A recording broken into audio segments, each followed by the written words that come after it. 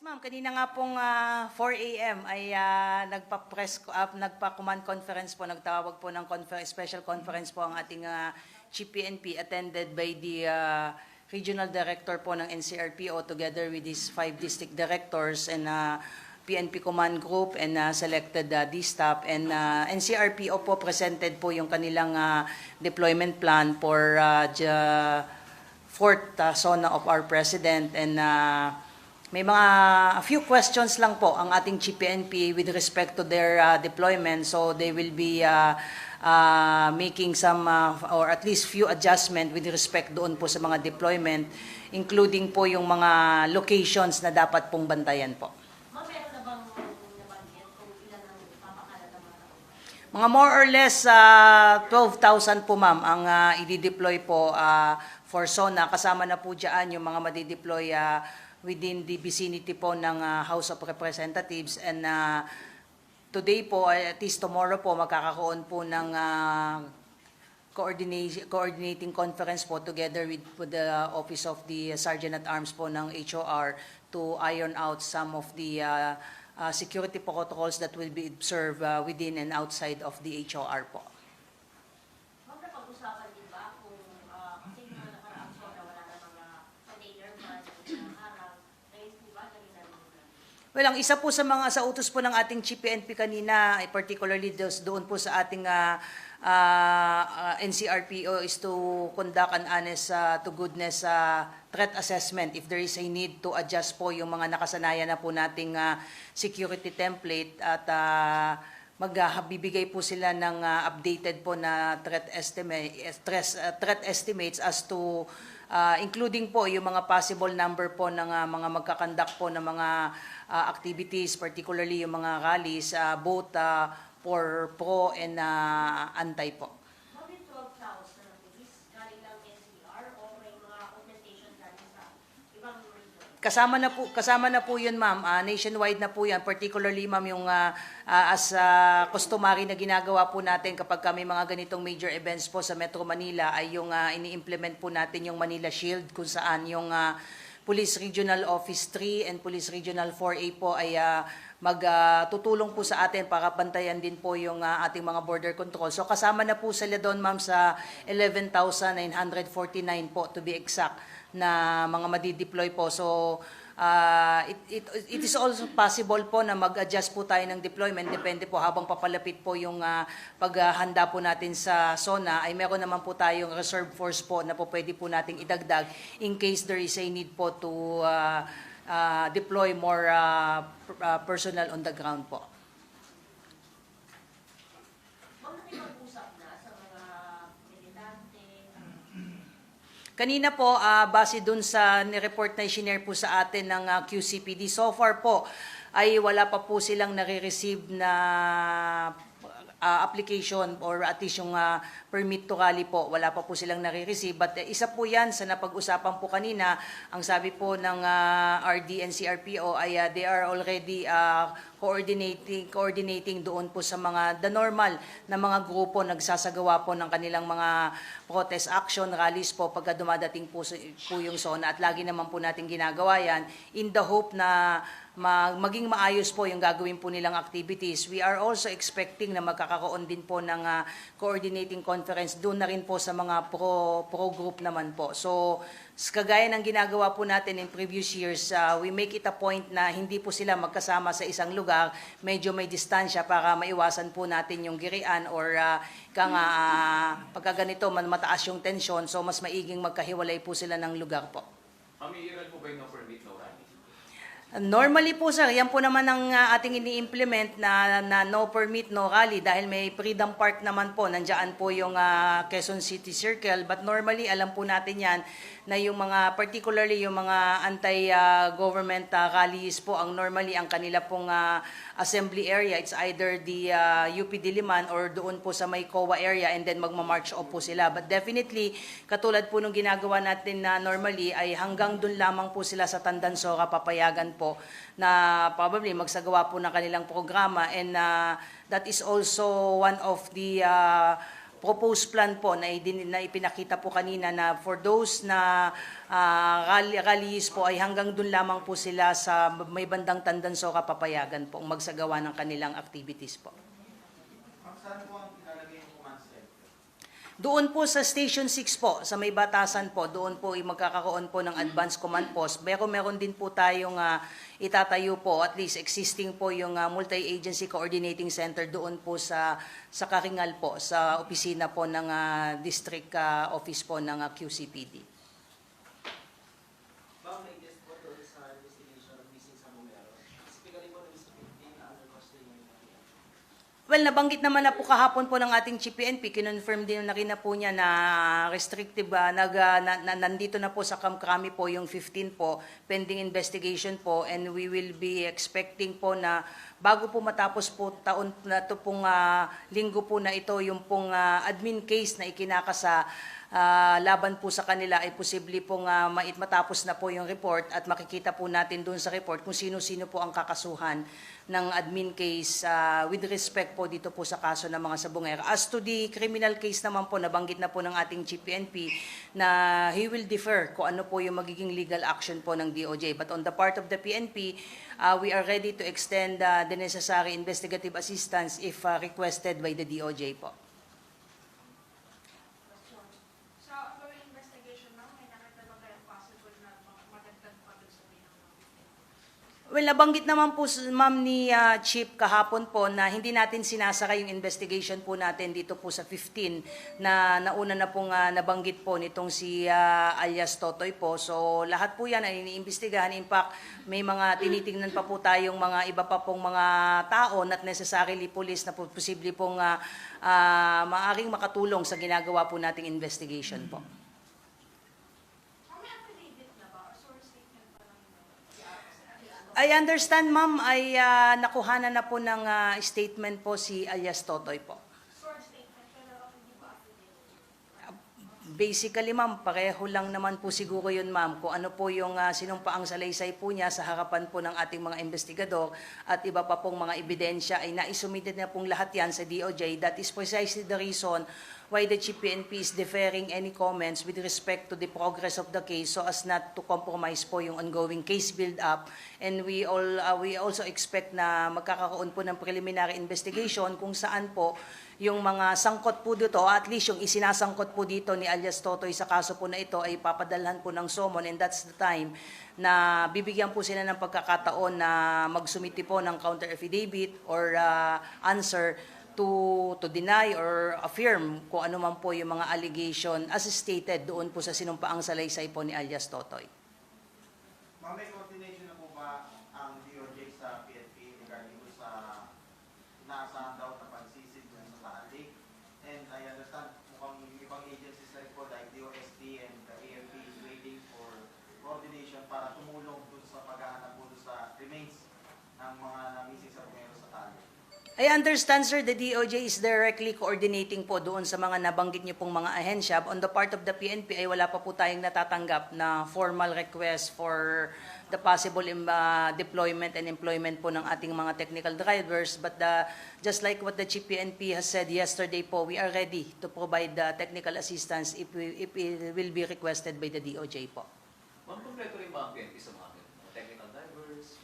Meron po naman tayo na mga technical divers po sa PNP. In fact, our Chief PNP is also a technical diver po. So, marami po tayong train po na mga pulis po na mga diver po at kagaya po ng ibang ahensya like the Philippine Navy, like the Coast Guard, may sarili din po yan mga divers po. At I understand dito po sa PNP ay marami po tayo na mga mga accredited and registered na mga divers po na maaari pong makatulong kung ihilingin po ng DOJ. How yung other locations na pinag ko check kahapon na possible pinagtapunan din ng pinabang? May natukay naman.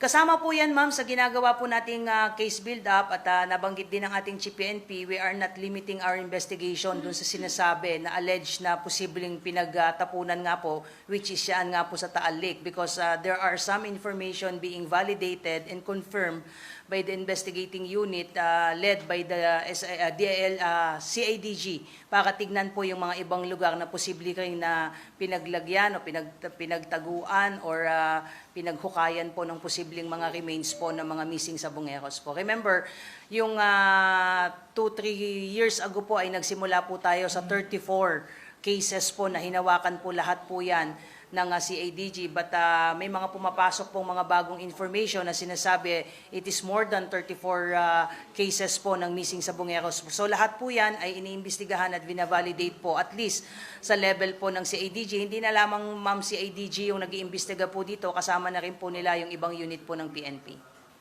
Ma'am, yung mga possibly na pinagtapunan ng mga bangkay, may security deployment na.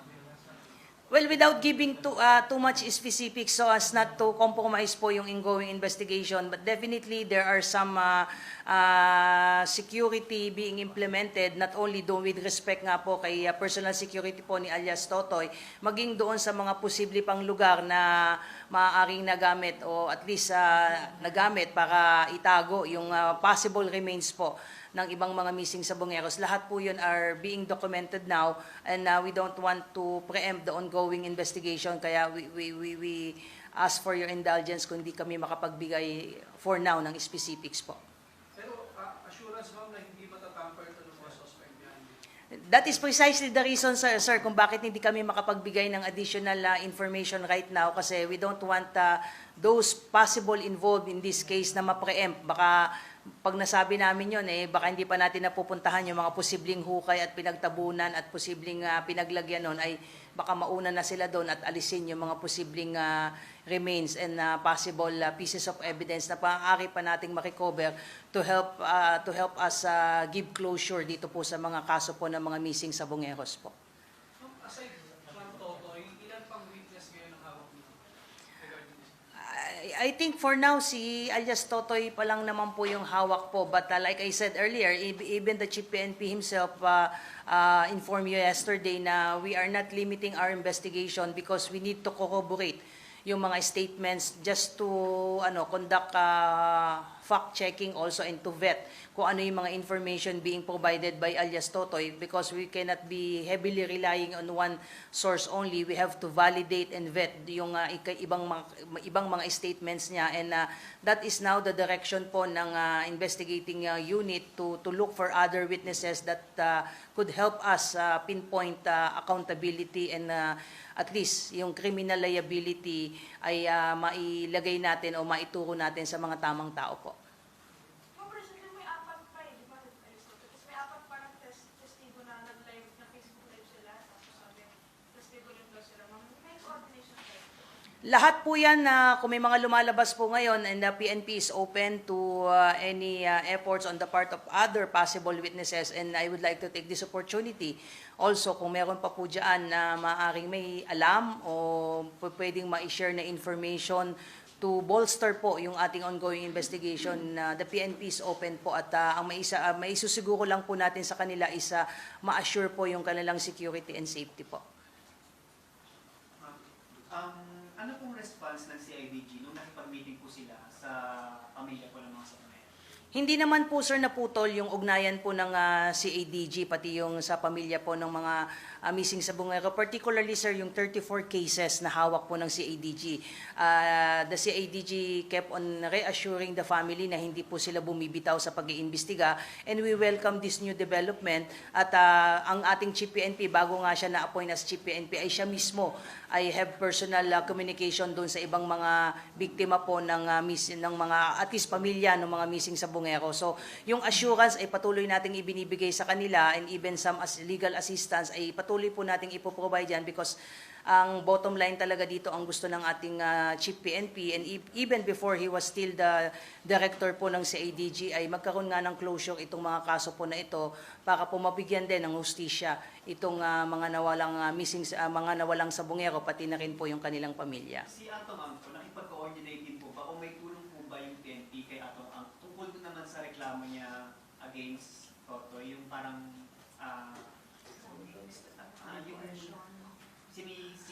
kung ba hiningan siya ng pera, ganun po? Yung kaso po nila, sir, I understand, ay diniretso po nila sa prosecutor's office po ng Mandaluyong based doon sa mga news releases na nakita at napanood po natin. So, with the assistance of his counsel po, ay diniretso po nila yon at allowed naman yun sa ilalim po ng batas na hindi nila kailangang pumunta po at dumulog sa police. Pwede po through their private counsel na magsampa po sila direkta po sa ating prosecutor's office. Wala siyang hiningi assistance sa PNP. So far, sir, I don't have any information as to any request any police assistance request coming from the end of Mr. Atong Ang. Doon sa pag-investigate dun sa other disposal areas, ma'am, wala bang mga positive indication, traces ng remains doon? As to the progress nung ating paghahanap sa mga possible links and missing piece po, I really cannot give a categorical answer for now so as not to compromise the ongoing investigation. But based doon sa naatinan ko na mga briefings po, there are good progress dito po sa ongoing investigation po. As to what is this good progress, sir, intayin po natin, sir, na enough po yung makulate po na ebidensya at we will be submitting those findings po sa DOJ to further strengthen po yung mga kasong naisampa na natin before doon sa mga suspects na pinangalanan before na may kinalaman, posibleng may kinalaman, particularly doon sa 34 missing sabongeros po. Ganun kalaking factor pa rin ba na dapat makuha remains sa kaso na?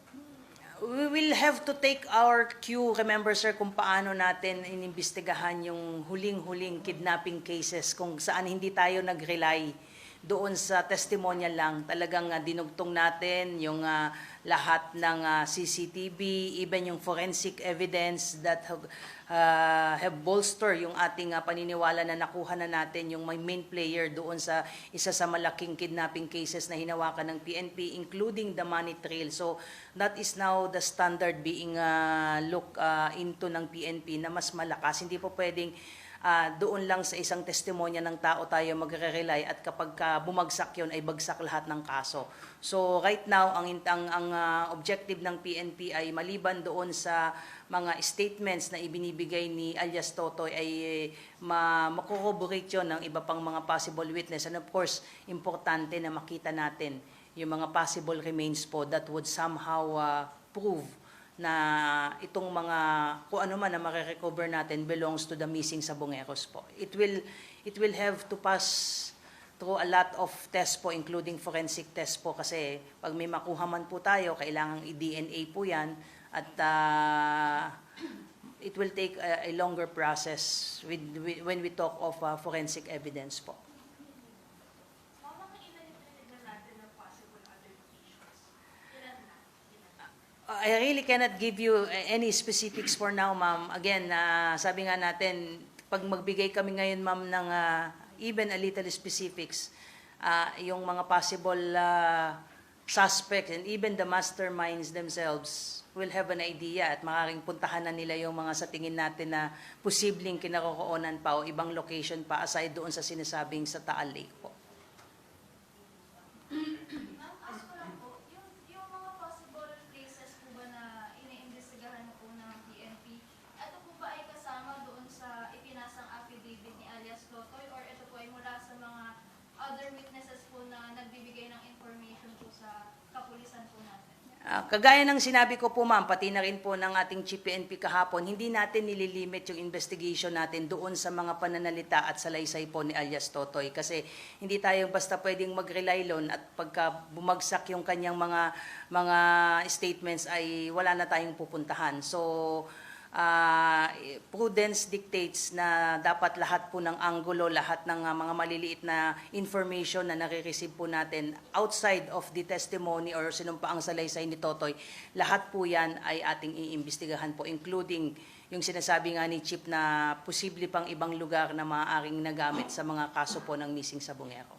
Ma'am, ask ko lang din po kasi may mga speculations po sa internet and particularly sa social media na kumakalat po regarding po dun sa sinabi ni Chief na mas maaga pa pong lumapit itong si Totoy sa CIDG before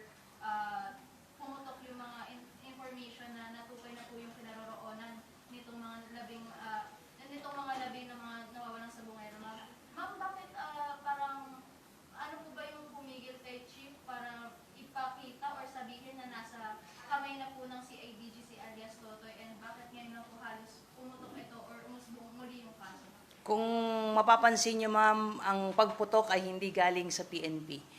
Hanggat maaari po ay hindi po tayo nagpapalabas ng mga ganito pong mga information kasi nga gusto natin maging airtight po yung mga kaso kasi once nilalabas po natin lahat ng ebidensya, lahat ng ginagawa po natin ay napapreempt po natin at binibigyan natin ng pagkakataon yung mga posibleng suspect at mastermind para itago o maitago nila yung mga posible pang ibang ebidensya po. So, tama po, kagaya ng sinabi ng ating Chief PNP kahapon ay pagsisimula pa lang ng taon ay tinatrabaho na nila ito because of new information na nakakating po sa kanila. So, tahimik po nilang binuo po itong investigation po na ito until naipasa po nila yung mga dokumento po na sa tingin nila ay maaaring makapag-convince po sa ating DOJ para may naisampa na po, remember may mga naisampa na pong kaso. So itong mga naisubmit po sa DOJ ito pong taon po na ito ay naniniwala po ang ating Chief PNP nung siya ay director pa ng CIDG na malaki ang maitutulong po nito to support yung mga earlier case na i-file po natin laban po dito sa mga suspects po na napangalanan na po before. Ma'am, ngayon nasa protected custody si Alias Totoy, will you limit him to give information to the public or to the media? Well, it's really up to him.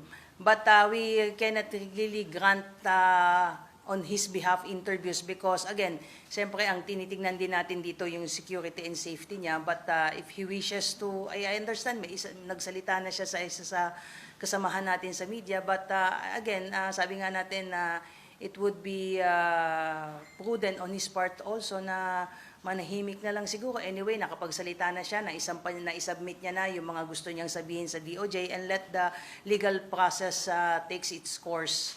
So, ang DOJ naman, iniintay natin kung ano yung magiging kakalabasan ng case build-up nila at ang PNP naman ay tuloy-tuloy na bumubuo pa ng iba pang ebidensya na sa tingin natin makakatulong para mas lalong mapalakas po yung kaso tungkol po dito sa mga missing sabongeros po.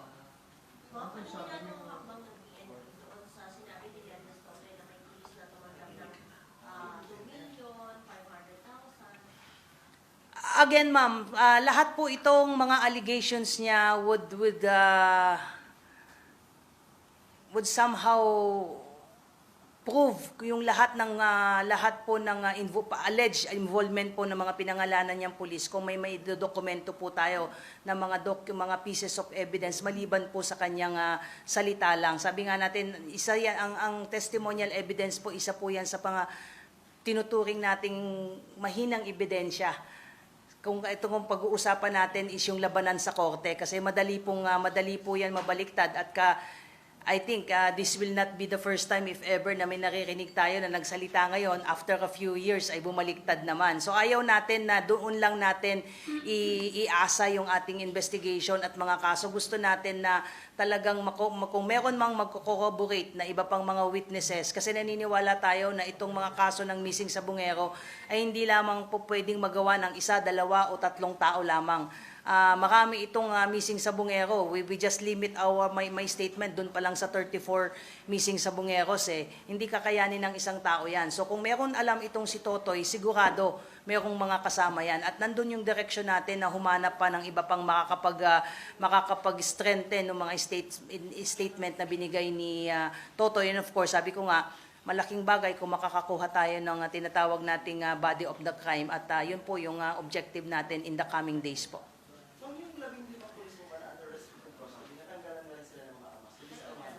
As a matter of procedure po, yun po yung ginagawa kapag ang mga pulis po natin ay under restrictive custody na po. Common denominator ng 15, at one point ba nag-serve sila sa isang unit? O may ganun ba? Ang sabi naman ng ating Chief PNP, some of them ay galing sa mga National Support Unit, yung iba ay galing sa ibang region. So, titingnan natin as to the common denominator because pag nagsabi ako sa inyo, sir, ng isang particular unit, baka nandun kayo lahat ngayon sa unit nila at hinahanap sila. So, again, out of respect sa ating Chief PNP, kung ano po yung sinabi ng ating Chief PNP yesterday, let's limit it to that po. But I'm sure, magagaling naman po kayo. I'm sure, alam niyo po kung asan sila at anong mga unit po nila. Ma'am, pag sinabi restrictive custody, ano po yung Pwede naman po, basta magpapaalam lang po at escortan po sila, especially kung may mga emergency in nature po na that would require yung kanilang presence po doon sa kanilang pupuntahan po. But ang standing protocol po dyan, kung magpapaalam po, ay dapat po ay escorted po sila. O paano yung mga, kunyari, head siya ng isang unit or isang, paano po yun? Sino pong kapalit? Wala naman po tayong dapat alalahanin doon. Sabi nga ng ating Chief PNP, sa isang position, mga 15, 20 ang nakaabang dyan. So yung mga tinanggal po natin ay, I understand, may mga kapalit na sila. Ma'am, baka lang may update sa casing incident investigation sa PNP. Yes sir, kausap ko yung station commander po ng Baguio City. Noong July 2 po ay naisampa na po yung kasong kriminal po at nagbigay naman po ng pangalan yung mismong biktima at iniintay na lamang po natin yung resolution po ng prosecutor's office po. But yung bata po, I think June 30 ay lumabas na po ng PMA at nagdesisyon na lumabas na lamang po ng PNP. But yung bata at yung kanyang family po ay gusto pong maituloy po yung kaso. So 4 po yung nakasuhan po doon na kadete. Ma'am, you stand by na hazing yung nangyari based on investigation? Well, we will be we base our the case filed against the 4 cadets po based na rin po doon sa testimony po ng bata. So, yun po yung isinampa po na kaso po ng Baguio City Police po. I'm sorry, anong mga kaso? Yung pong violation po ng Anti-Hazing Act po. Ano kaya nakit po ba inamin? Well, ang sinasabi is may mga body contact pong nangyari. So the cadets, the victim cadets po suffered some injuries po that would require some hospitalization. Pero nangyari po itong alleged hazing po is nung September 2024 pa. May mga period siyang sinabi. So hindi lang ito nangyari ng isang beses kasi may sinabi siya doon na from this date to this date po ay doon po nangyari yung alleged hazing po. Tapos dalawa lang yung may direct perpetrator. Let us wait, ma'am, kung ano po yung magiging decision po ng prosecutor, kung enough po yung ebidensyang isinubito po ng bata po based on his testimonies po para po tumayo po yung kaso for violation po ng Anti-Hazing Act po. What's important po is naisampa na po yung kaso. Thank you, ma'am.